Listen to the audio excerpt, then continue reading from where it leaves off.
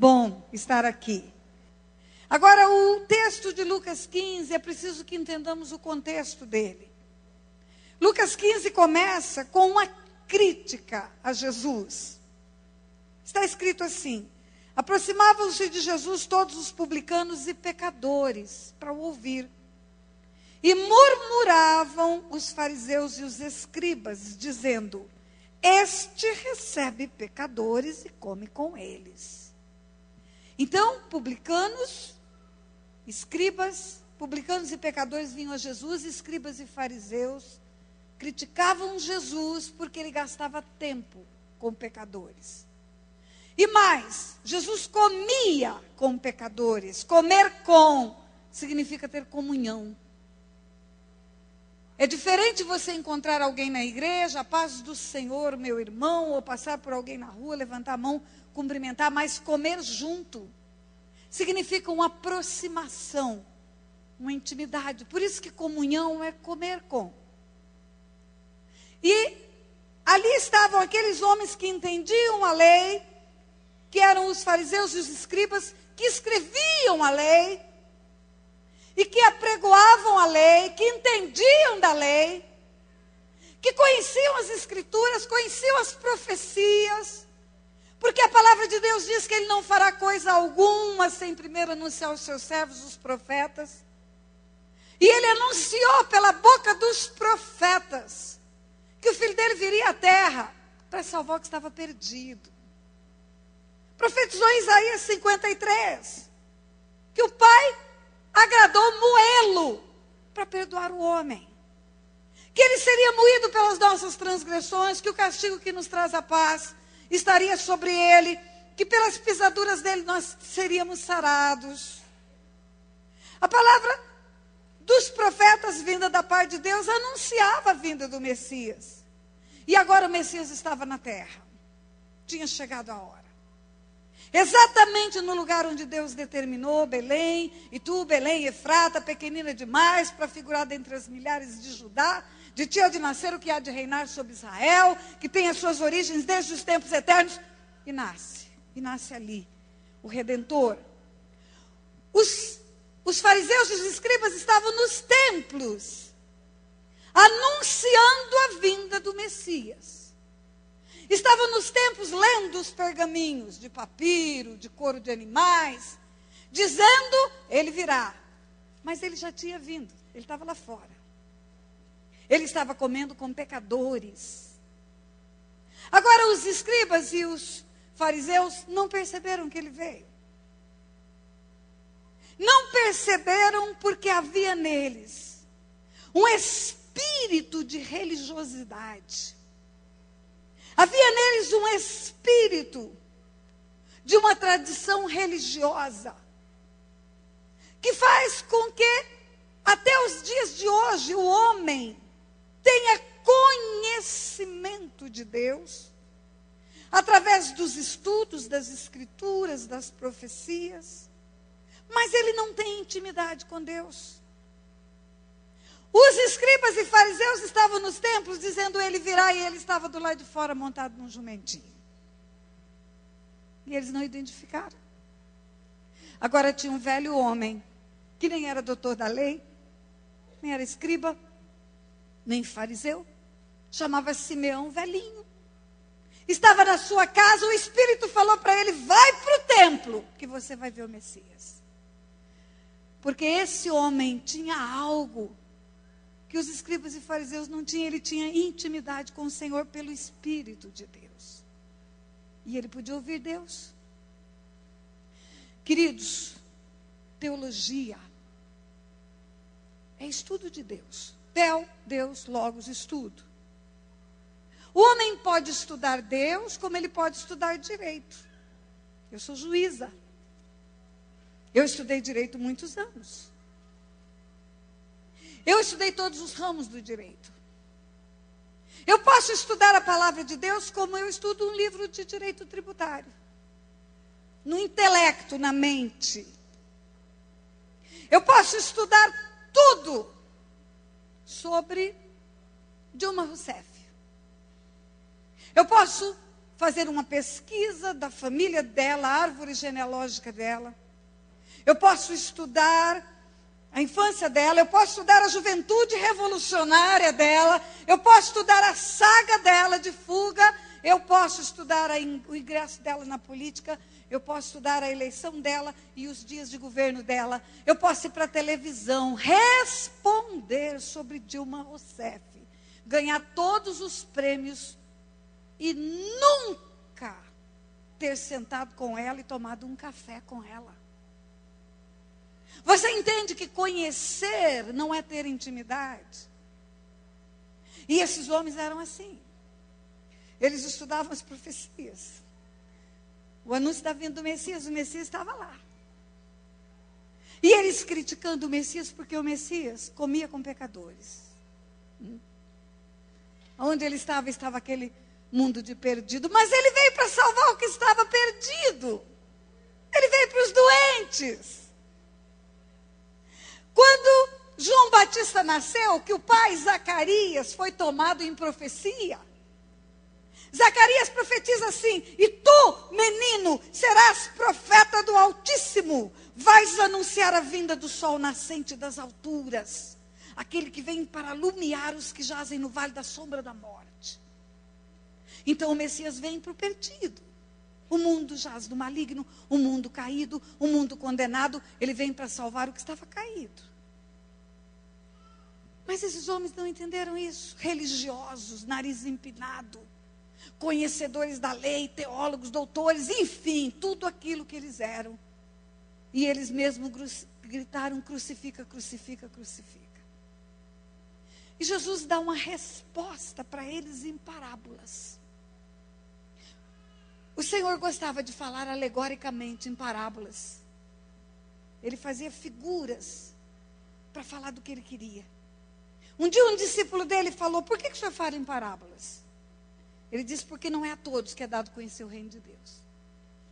Mas para os seus ele explicava o que ele queria dizer. E aqui ele começa a falar as parábolas para responder aos fariseus e aos escribas, pela crítica que acabara de sofrer. E ele começa a falar em parábolas, e aí ele fala a parábola da ovelha perdida, ele fala a parábola da dracma perdida, e agora vamos ver a parábola do filho pródigo. Que resposta ele dá para esses homens?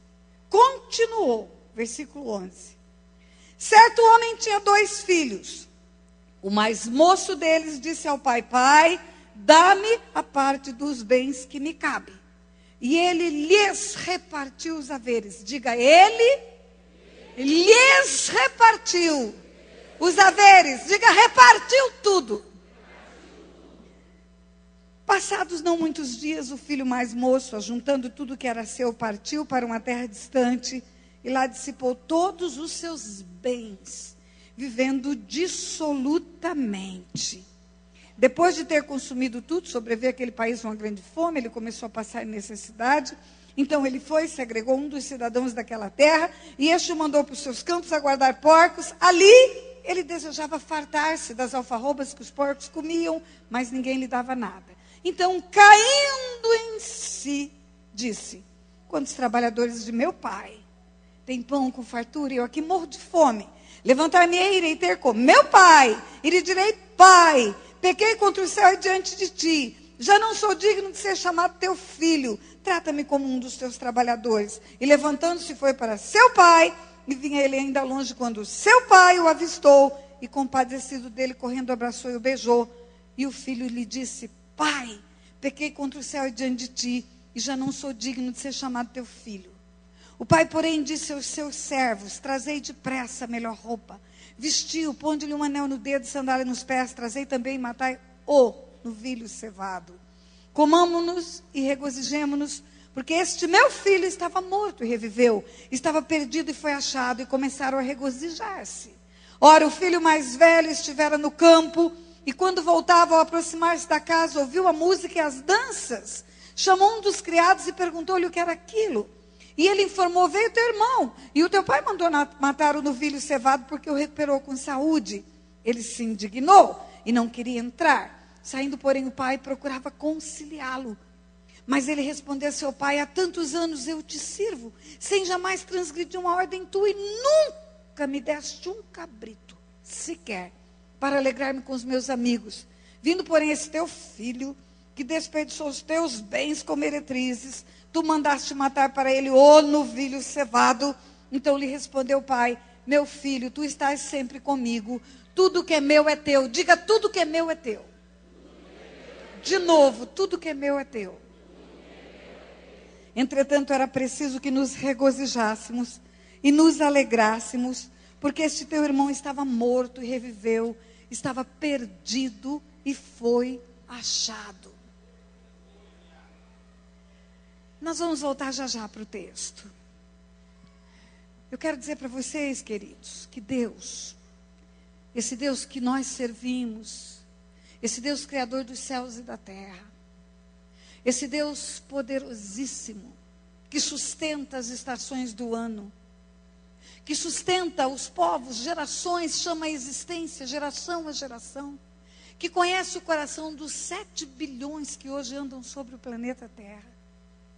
Esse Deus, quando decidiu formar o mundo natural, Ele o fez por uma escolha de oferecer ao filho que Ele colocaria na terra, o homem, formado à sua imagem, à sua semelhança, todo o ambiente necessário para que esse homem vivesse na terra.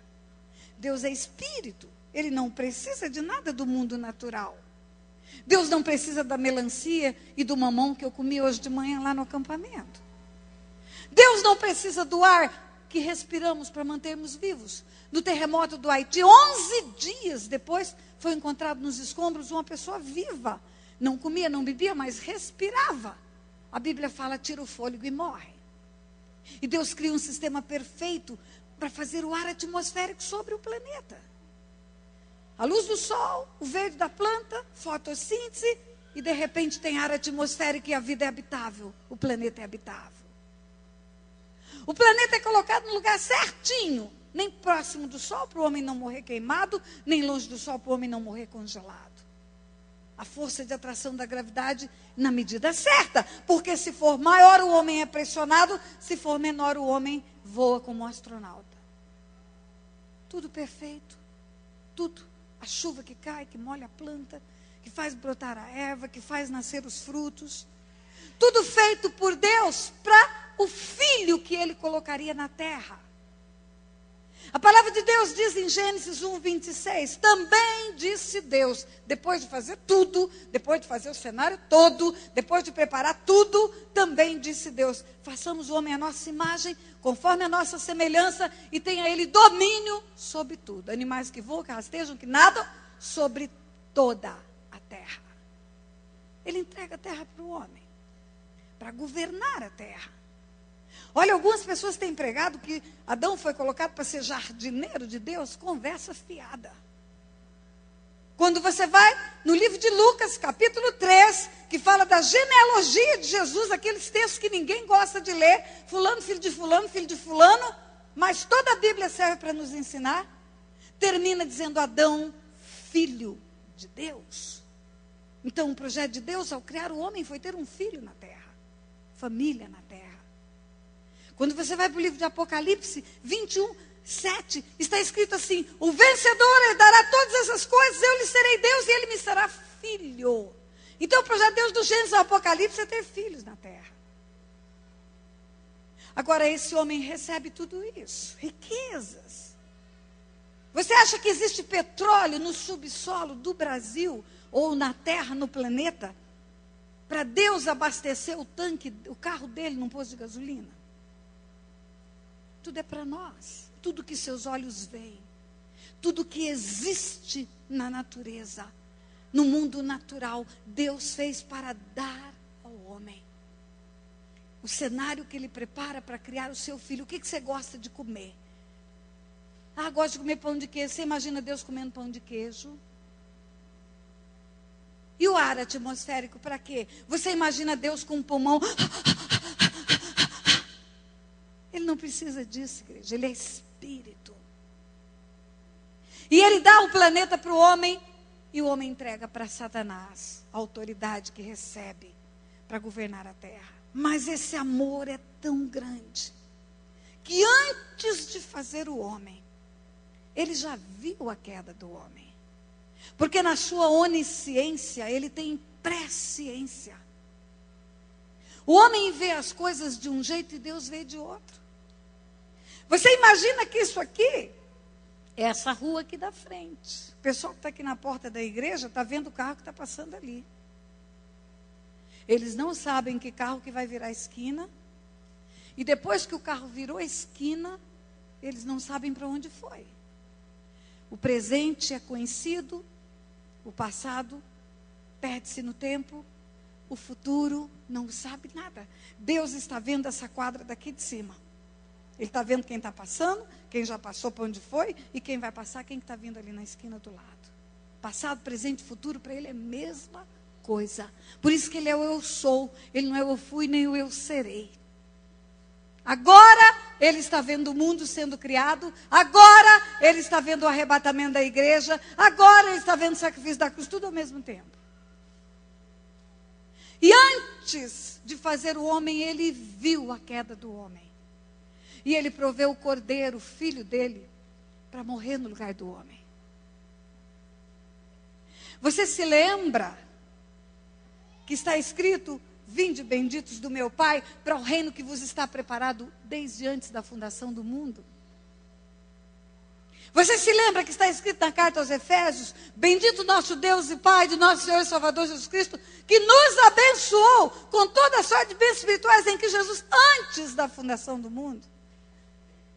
Antes dele fazer o mundo, ele viu a queda do homem, ele viu a entrega do governo para Satanás, e ele já avisa lá no Éden: do ventre da mulher vai nascer aquele que vai pisar a cabeça da serpente.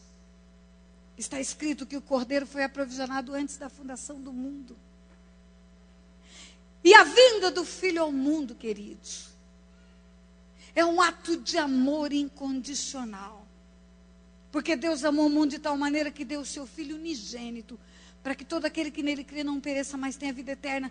É um versículo tão curtinho da Bíblia, mas é tão grande no seu significado. Nós aprendemos agora, lá nesse acampamento, que o filho não queria vir ao mundo. Ele diz: eu não vim para fazer a minha vontade, mas a vontade do meu Pai. No Getsemane ele fala: Pai, se possível passa de mim esse cálice. Que não seja feita, entretanto, a minha vontade, mas a tua vontade.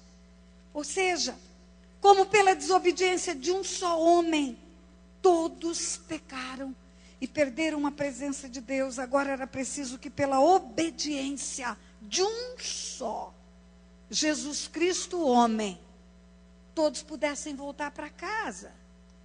Porque nele residia a dualidade. Ele é homem, pode pegar na mão do homem. E ele é Deus, pode pegar na mão de Deus e fazer a ponte. Ele não queria vir. Você sabia que ele não queria vir? Por que você acha que ele não queria vir? Nós aprendemos nesse retiro que Deus não fez demônios, Deus fez anjos de luz. E os anjos tornam-se demônios por causa da desobediência. A diferença entre um anjo e um demônio é só a desobediência. E nós aprendemos que Deus expulsou um anjo do céu, porque desobedeceu. Nós aprendemos que Deus expulsou o filho que ele formou, a sua imagem e semelhança, do paraíso, porque desobedeceu. Então, é fácil concluir: porque ele não queria vir para a cruz. Porque na cruz, o meu pecado e o seu de desobediência estaria nele. E o mesmo Pai que expulsou um anjo do céu, o mesmo Pai que expulsou Adão do Éden, não chegaria perto dele por causa do meu pecado. E ele sabia, conhecia isto. E sabia que na cruz ele ia experimentar separação do Pai. Ele diria com um grito do fundo do seu coração: Deus, por que me desamparaste? Quem assistiu o filme do Mel Gibson, Paixão de Cristo, que foi um filme usado por Deus para falar do sacrifício da cruz para milhares de pessoas que não pisam nas igrejas. Eu falo que Deus usa até Hollywood para pregar o evangelho. Quem assistiu aquele filme viu que ele é todo Bíblia, ele tem uma impropriedade. Talvez seja até na tradução do hebraico, do aramaico para o inglês, não sei. Mas a hora que Jesus fala, eu sou o caminho, a verdade e a vida, ninguém vai ao Pai senão por mim, está errado, porque o texto é ninguém vem ao Pai senão por mim, porque Ele e o Pai são uma só pessoa. Ele e o Pai estão juntos o tempo todo. Quem vem a Ele, vem ao Pai. Ele e o Pai são um só. São partes de uma trindade santa. Mas Ele sabia que na cruz ia ser rompida essa união, porque o meu pecado e o seu pecado estaria lá.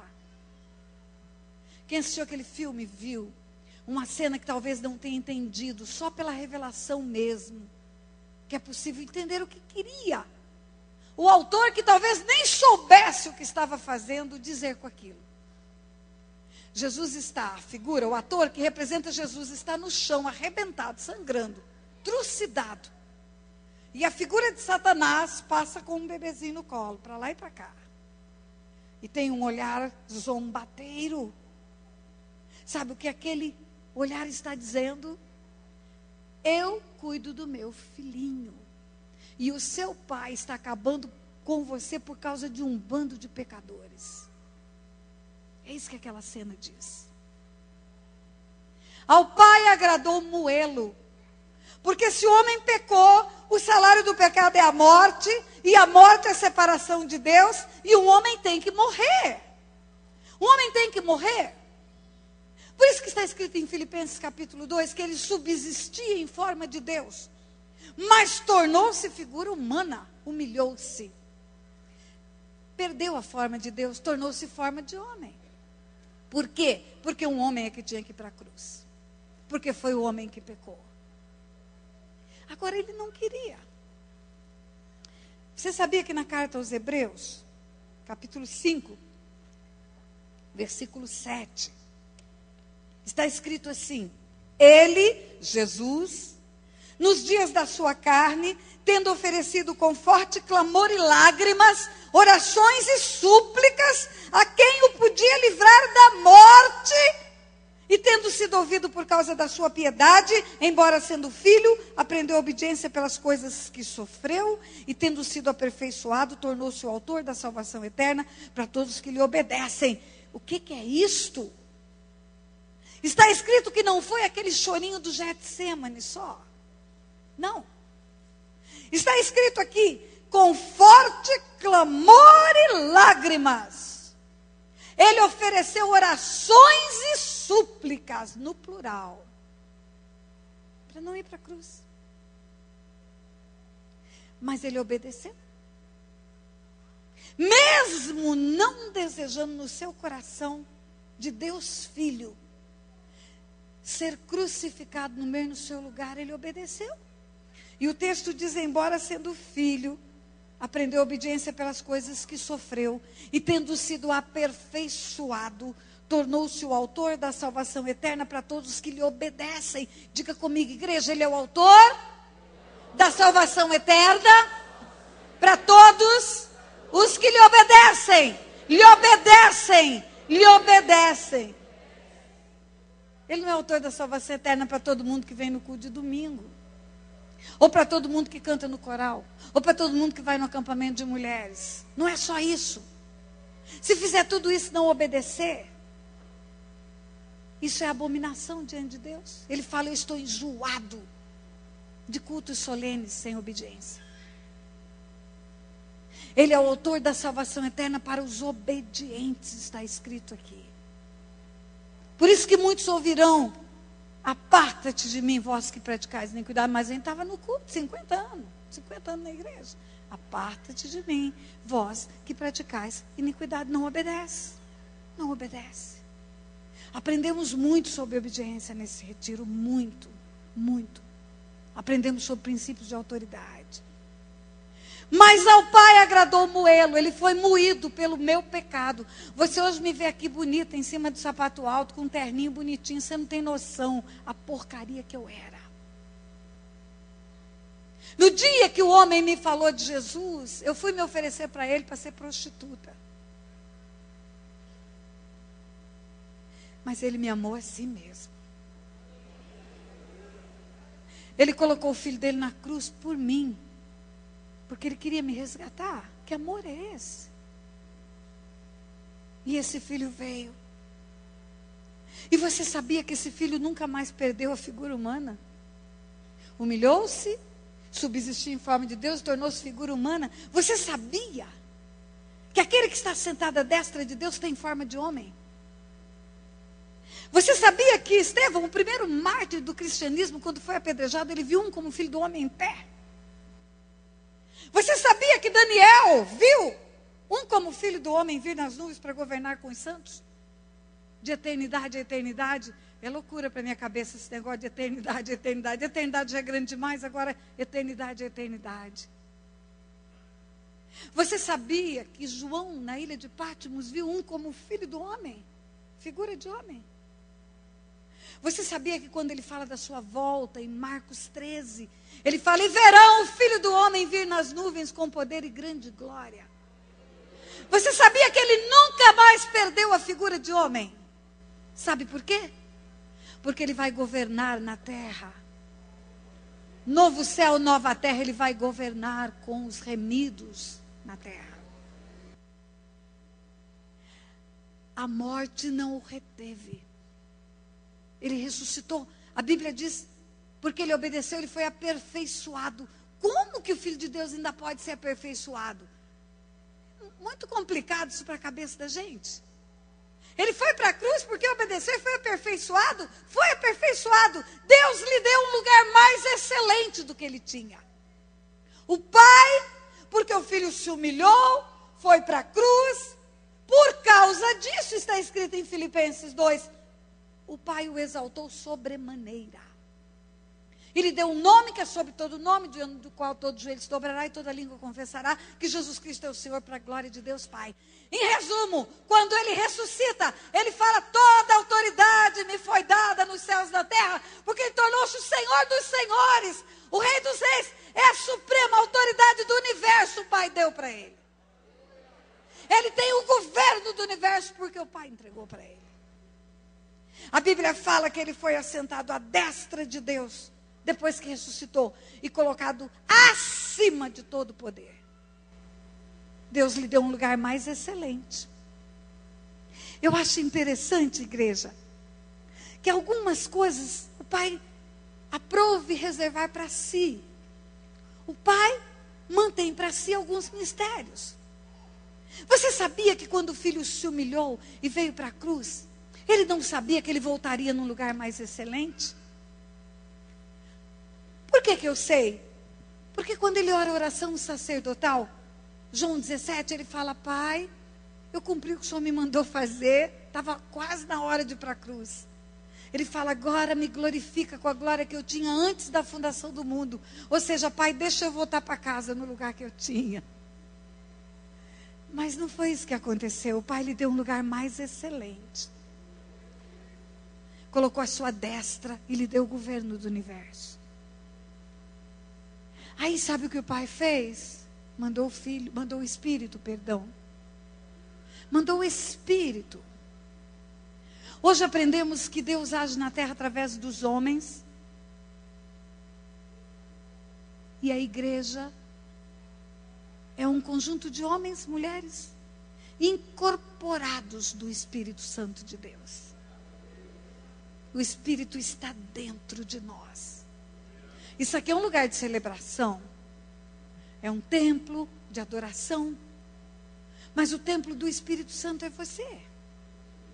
Você não vai à igreja, você é a igreja do Senhor.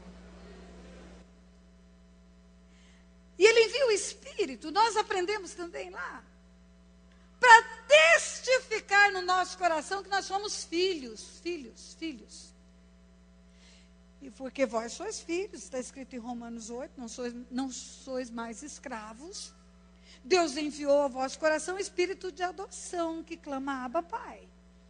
Que ensina a dizer pai, pai, pai, papai, paizinho, painho lá no Nordeste. Ou Gálatas 4:4, que diz, porque vós sois filhos, Deus enviou ao vosso coração o espírito do filho, que clama Abba, Pai. Então ele, depois que o filho subiu, assentou-se à sua destra, cumpriu o propósito, consumou o que veio fazer, ele manda o Espírito agora, que vem dentro de mim, para me dar a certeza de que eu sou filho. Eu voltei para a posição original que ele tinha criado para mim. Eu agora sou filho outra vez. A minha adoção foi assinada com sangue. Ele entrou com um sacrifício único, perfeito e acabado, uma única vez, diante do Santo dos Santos, e disse, Pai, aqui está o sangue, que eu compro os povos de todas as raças, tribos e nações, que eu compro a Tânia. O diabo não tem mais autoridade sobre ela. Ela só vai ficar presa se quiser, porque ela pode sair, pode chutar o balde do inferno e vir para mim.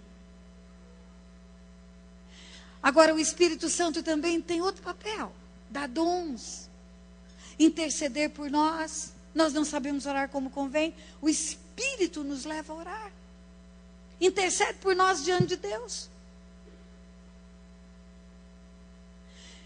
Como se isso fora pouco, ele deu os anjos.